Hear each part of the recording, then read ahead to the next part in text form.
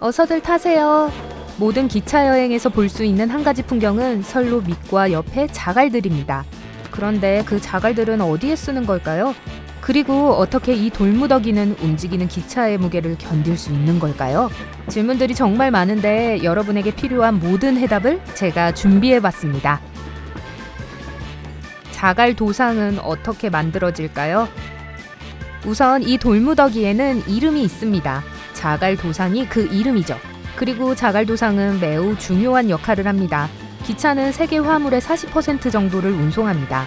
그래서 철도는 상태가 좋아야 하고 정확하게 구축돼야만 합니다.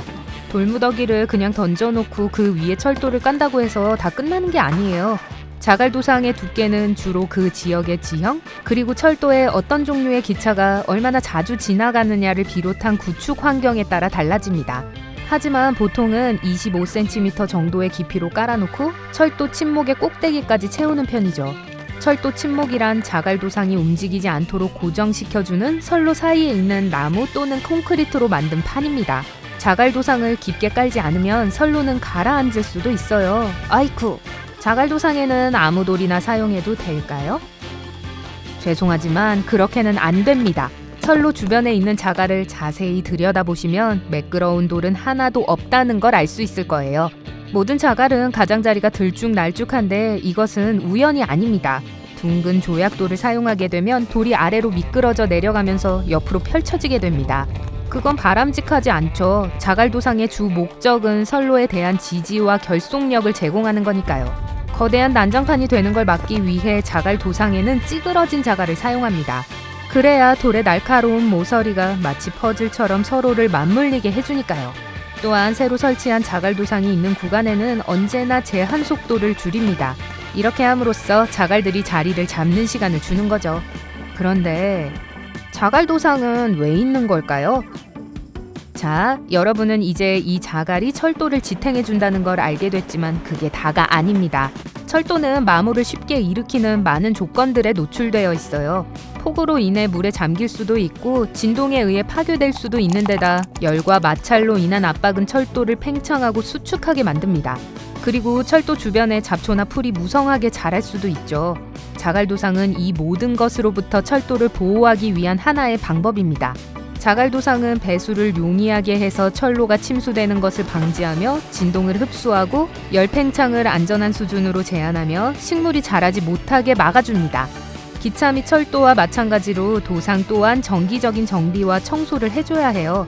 자갈이 진흙이나 흙으로 너무 많이 뒤덮이면 배수가 원활하게 되지 않죠. 좋습니다. 이제 다들 궁금해하셨던 도상의 기본적인 부분은 다 알게 됐으니까 회사 동료들을 만났을 때 이야기할 수 있는 철도와 관련된 다른 재미있는 사실들도 알아봅시다. 철도에는 왜 틈이 있는 걸까요?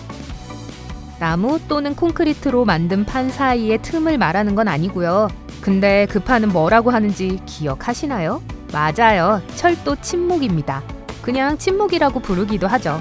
아무튼 저는 선로의 두 구간 사이에 있는 간격을 말한 건데 이러면 기차가 탈선할 위험성이 있는 거 아닐까요?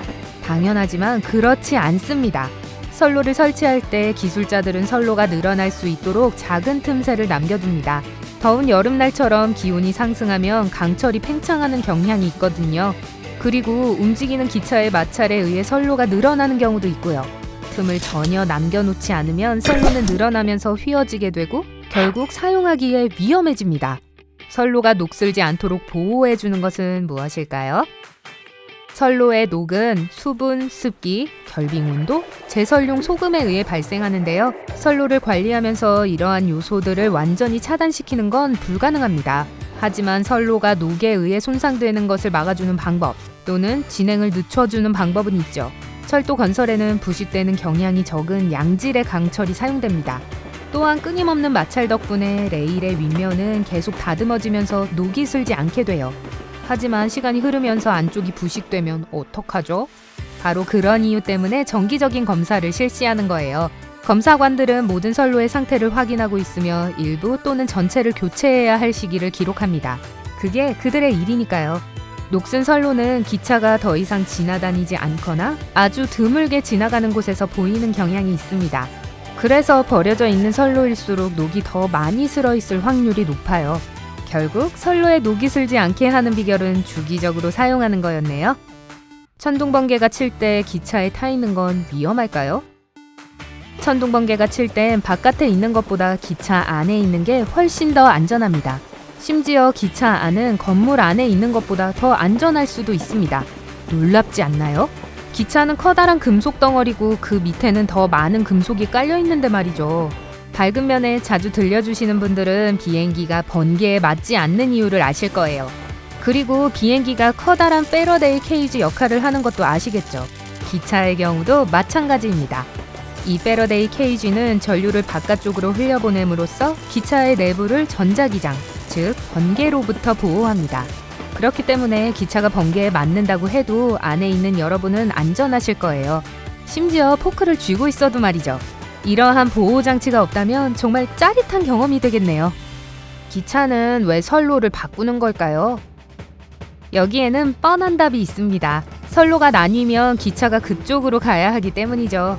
하지만 저를 놀라게 한 사실은 때로는 두 대의 열차가 같은 선로 위를 달린다는 것입니다. 그래서 다른 열차가 통과할 수 있도록 한 열차가 옆으로 비켜야 하는 거죠.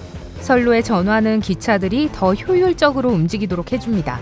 대부분의 탈선 사고는 기차가 선로를 바꿀 때 발생하므로 이러한 전환은 부드럽게 진행돼야만 합니다. 대부분의 경우 이 과정은 굉장히 조심스럽고 전문적으로 이루어지기 때문에 승객들은 전환을 알아차리지도 못한답니다. 철로 개구리란 무엇일까요? 모든 철로에 사는 작은 양서류일까요? 아닙니다. 철로 개구리란 분기기의 별명인데 이는 좌우에 있는 레일이 교차하는 지점입니다. 이를 위에서 보면 개구리의 다리와 똑같다는 것을 알 수 있죠. 이 개구리는 휘는 정도에 따라 크기와 스타일이 달라집니다. 각 교차 지점에는 번호가 매겨져 있는데 숫자가 더 클수록 크기도 커지며 휘는 정도도 완만해집니다.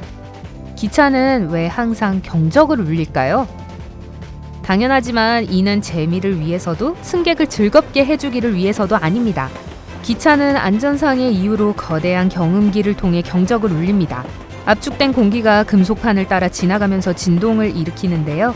이 진동이 음파를 만들고 이 음파가 주로 경음기를 통과하면서 소리가 더 커지게 되죠. 기차가 내는 모든 소리에는 특별한 의미가 있지만 주된 목적은 기차가 오고 있다는 사실을 사람이나 동물들에게 알리거나 경고하는 것입니다. 긴 경적 한 번은 기차가 역에 접근하고 있다는 걸 의미합니다. 이는 플랫폼에 있는 모든 사람들의 관심을 끌기 위해 내는 소리입니다. 긴 경적 두 번은 브레이크를 풀었으며 기차가 출발하기 시작했음을 의미합니다. 긴 경적 여러 번은 기차가 건널목에 접근하고 있음을 의미합니다. 즉 건널목에 있는 사람에게 선로를 건너지 말라는 뜻이죠. 짧은 경적 여러 번은 차량이나 동물이 선로 위에 있을 경우 울리는데 해당 차량이나 동물은 선로에서 피해야 합니다. 대략적인 느낌을 위해 말씀드리자면 시속 90km로 달리고 있는 일반 화물 열차가 완전히 정지하는 데까지는 축구장 18개를 합친 길이보다 더 많은 거리가 필요합니다. 철도 근처에 사시는 분들은 이제 기차 경적 소리에 잠에서 깨더라도 그 모든 게 안전을 위해서라는 걸 떠올리실지도 모르겠네요. 오늘 선로와 관련된 새로운 걸 배웠다면 이 영상에 좋아요를 눌러주시고 친구와도 공유해주세요. 여기 여러분이 좋아할 만한 다른 영상도 준비해봤습니다. 왼쪽 또는 오른쪽을 클릭하시고 삶의 밝은 면에 머무르세요.